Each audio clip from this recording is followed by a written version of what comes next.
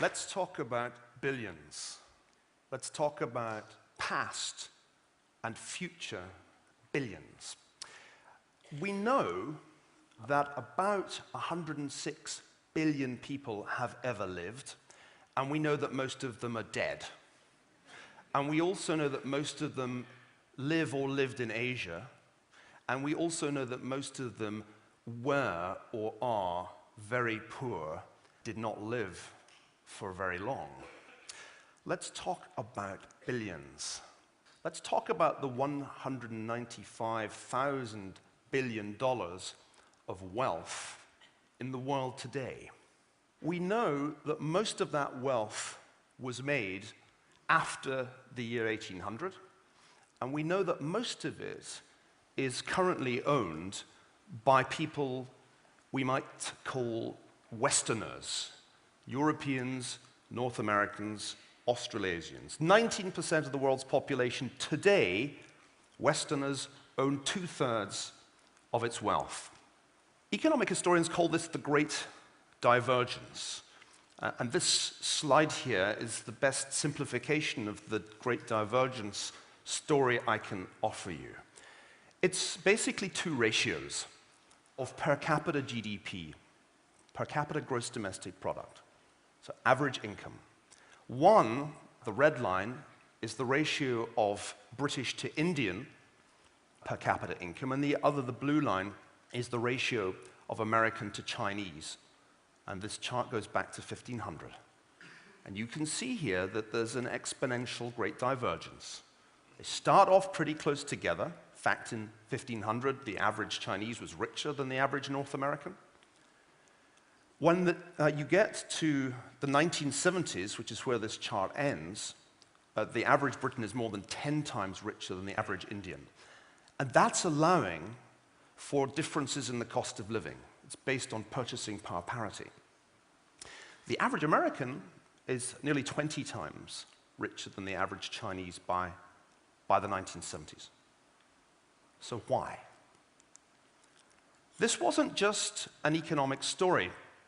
If you take the 10 countries that went on to become the Western empires, in 1500 they were really quite tiny. 5% of the world's land surface, 16% of its population, maybe 20% of its income. By 1913, these 10 countries plus the United States controlled vast global empires. 58% of the world's territory, about the same percentage of its population, and a really huge, nearly 3/4 share of global economic output. And notice, most of that went to the motherlands, to the imperial metropoles, not to their colonial possessions.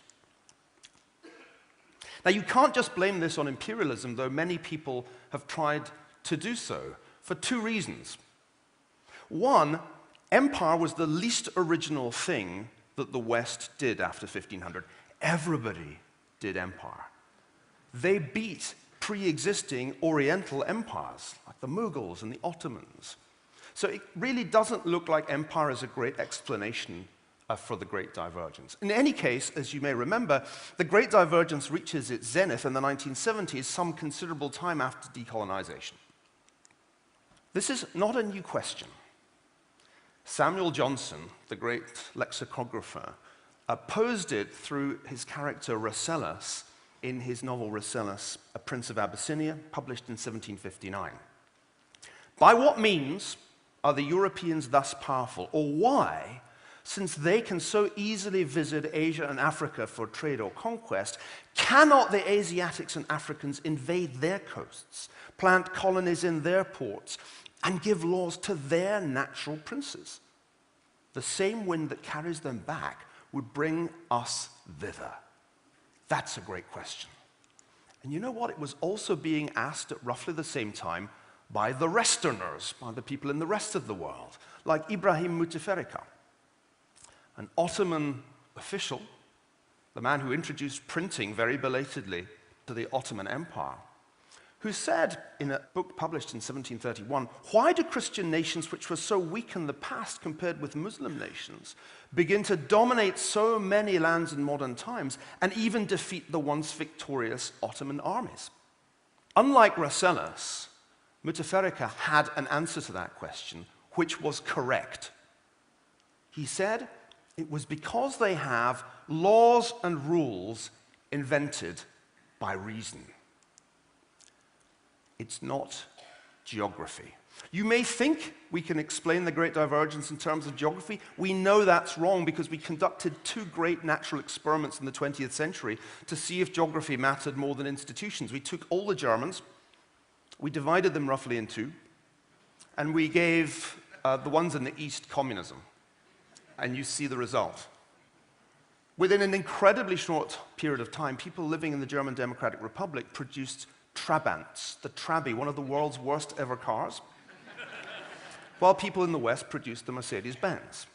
If you still don't believe me, we conducted the experiment also in the Korean peninsula, and we decided we'd take Koreans in roughly the same geographical place with, notice, the same basic traditional culture, and we divided them in two, and we gave the Northerners communism, and the result is an even bigger divergence in a very short space of time than happened in Germany. Not a big divergence in terms of uniform design for border guards, admittedly, but in almost every other respect, it's a huge divergence. Which leads me to think that neither geography nor national character, popular explanations for this kind of thing, are really significant. It's the ideas, it's the institutions. This must be true because a Scotsman said it, and I think I'm the only Scotsman here at the Edinburgh TED, so let me just explain to you that the smartest man ever was a Scotsman. He was Adam Smith, not Billy Connolly, not Sean Connery, though he is very smart indeed. Smith, and I want you to go and bow down before his statue in the Royal Mile. It's a wonderful statue. Smith, in The Wealth of Nations, published in 1776, that's the most important thing that happened that year. You bet. There was a little local difficulty in some of our minor colonies, but China seems to have been long stationary and probably long ago acquired that full complement of riches which is consistent with the nature of its laws and institutions. But this complement may be much inferior to what with other laws and institutions the nature of its soil, climate, and situation might admit of. That is so right and so cool, and he said it such a long time ago. But, you know, this is a TED audience, and if I keep talking about institutions, you're going to turn off. So I want to translate this into language that you can understand. Let's call them the killer apps. I want to explain to you that there were 6 killer apps that set the West apart from the rest. And they're kind of like the apps on your phone, in the sense that they look quite simple. They're just icons, you click on them, but behind the icon, there's complex code. It's the same with institutions. There are 6, which I think explain the Great Divergence. 1, competition. 2, the scientific revolution. 3, property rights. 4, modern medicine. 5, the consumer society. And 6, the work ethic. You can play a game and try and think of one I've missed out, or try and boil it down to just 4, but you'll lose. Let me very briefly tell you what I mean by this, synthesizing the work of many economic historians in the process. Competition means not only were there 100 different political units in Europe in 1500, but within each of these units there was competition between corporations as well as sovereigns. The ancestor of the modern corporation, the City of London Corporation, existed in the 12th century. Nothing like this existed in China, where there was one monolithic state covering a fifth of humanity, and anyone with any ambition had to pass one standardized examination, which took 3 days and was very difficult and involved memorizing vast numbers of characters and very complex Confucian essay writing. The scientific revolution was different from the science that had been achieved in the Oriental world in a number of crucial ways, the most important being that through the experimental method, it gave men control over nature in a way that had not been possible before. Example, Benjamin Robbins's extraordinary application of Newtonian physics to ballistics. Once you do that, your artillery becomes accurate. Think of what that means. That really was a killer application. Meanwhile, there's no scientific revolution anywhere else. The Ottoman Empire is not that far from Europe, but there's no scientific revolution there. In fact, they demolish Taqiyuddin's observatory because it's considered blasphemous to inquire into the mind of God. Property rights. It's not the democracy, folks. It's having the rule of law based on private property rights. That's what makes the difference between North America and South America. You could turn up in North America having signed a deed of indenture saying, I'll work for nothing for 5 years, you just have to feed me. But at the end of it, you got 100 acres of land. That's the land grant on the bottom half of the slide. That's not possible in Latin America, where land is held onto by a tiny elite descended from the conquistadors. And you can see here the huge divergence that happens in property ownership between North and South. Most people in rural North America owned some land by 1900. Hardly anyone in South America did. That's another killer app. Modern medicine in the late 19th century began to make major breakthroughs against the infectious diseases that killed a lot of people.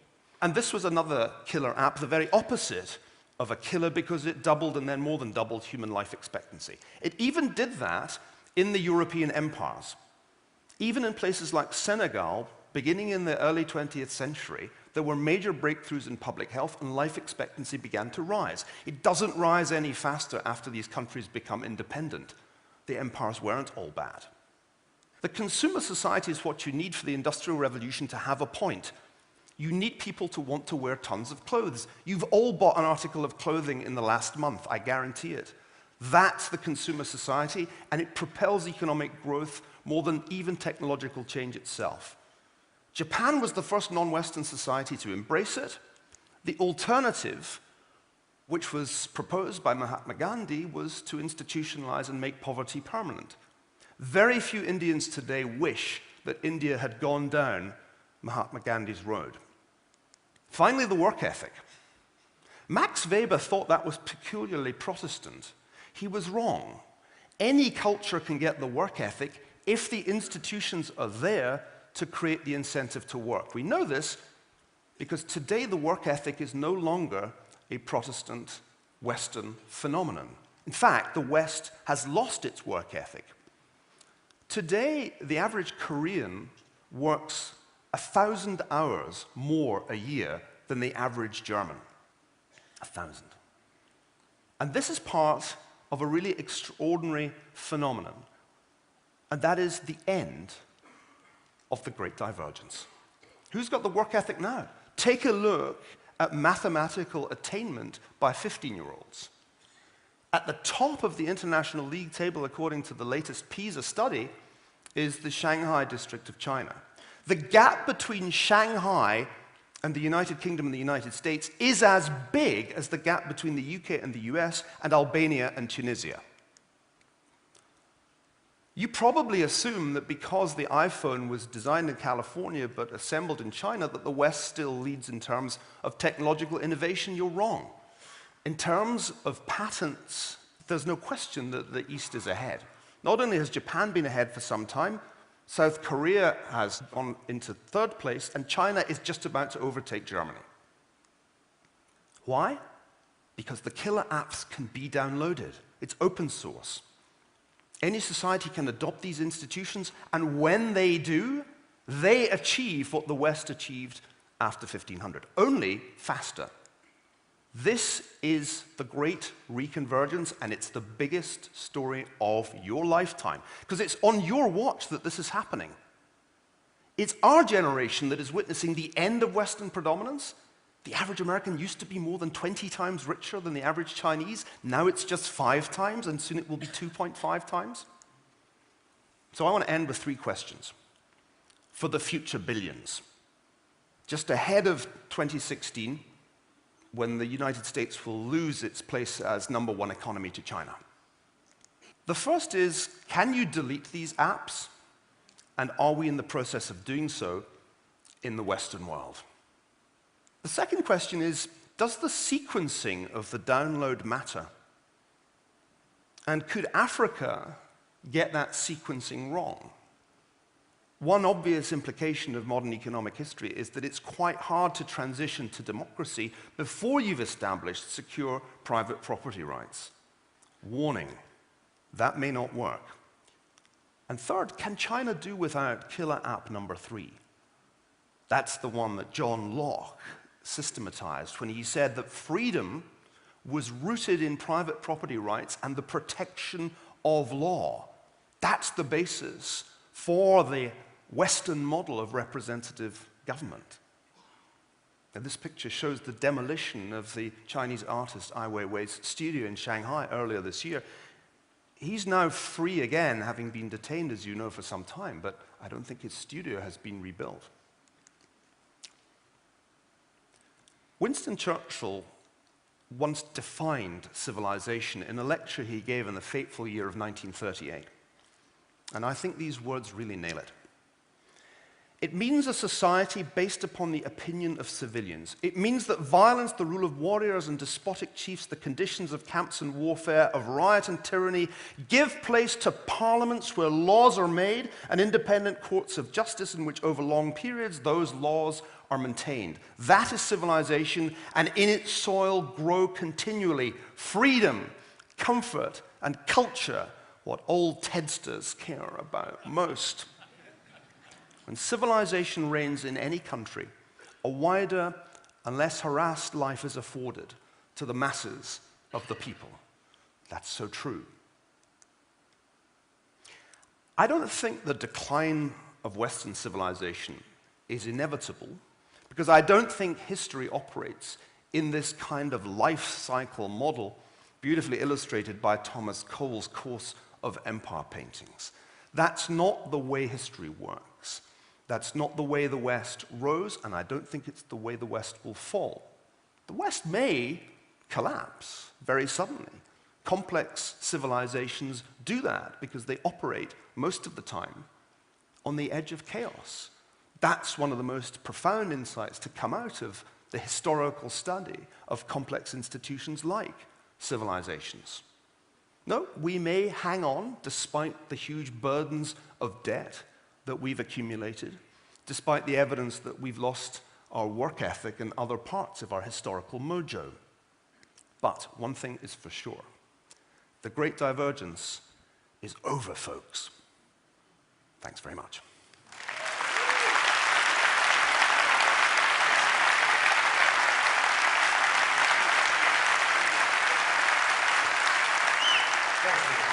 Thank you.